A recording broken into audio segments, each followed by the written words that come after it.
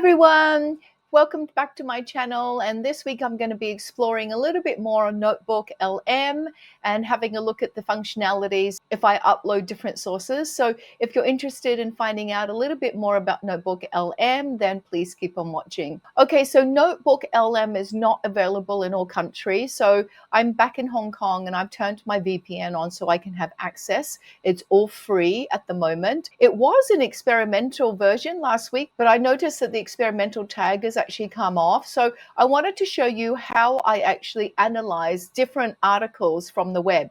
So I'm going to actually add a source here and move myself out of the way. And a little while ago, I wrote a blog article that was titled, "Is Prompt Engineering Really Prompt Engineering? Is it actually engineering in the traditional sense?" And so I'm just going to add that source to it and insert.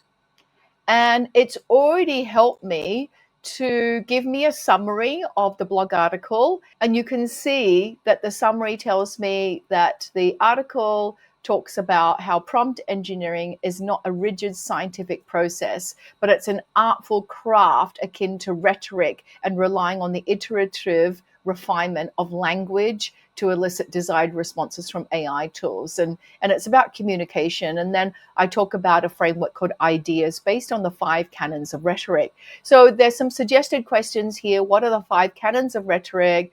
How can we use ideas, the acronym? So really great summary. And I wrote the article, so I verified that this is actually accurate. But last week I talked about how we can turn this into a podcast. So I'm just going to load the audio overview. And just in the last few days, apparently we can now edit the audio overview because, as we know, AI tools are not infallible and there is a tendency to hallucinate. So let's have a look. First of all, let's listen to what they come up with. So lately, it seems like everyone's talking about prompt engineering, right? It's like everywhere you turn. But how many of us actually know what it takes to, craft those magic prompts that get AI to actually do what we want? Today, we're going to dive deep into all of this with Jennifer. She's an educator who's actually using these techniques like in the classroom to help teachers work better with AI. Jennifer wrote this really interesting blog post, and we're super excited to, really unpack her insights. And I think what's really interesting about Jennifer's perspective is she's coming at this from, education. It kind of reminds us that interacting with AI, it's not just about, ones and zeros. It's about communication and understanding. And even a little bit of art, Absolutely. And Jennifer actually argues that that this whole prompt and So that is so realistic. There's even ums and pauses as well. Let me just click a few buttons just to see where we go. So view chat. There's no chat at the moment. I'm going to close the chat then and go to this notebook guide so that we can actually see the menu again. Let's just test out what the 5 canons of rhetoric are, and I can verify whether the AI tool has generated factually correct information. So it takes a little while, and I like how there's a little disclaimer here. Notebook LM may still sometimes give inaccurate responses, so you may want to confirm any facts independently. So what has it said about the 5 canons? Yep, it is Inventio, these 5, good. They've explained it, and you've got the references here, so I'm just going to click on. Great, and it gives me where it discusses it in the blog. Let me just make myself smaller because I seem to be in the way here. Okay, and I can see, yep, it's got the blog article here so that I can cross-check. And I'm so glad that it's talked about the 2 phases in terms of crafting prompts, like we inquire, design, and engage first. And then once we have an output, we adapt and synthesize that output according to our needs. Now, let me just click the notebook guide again.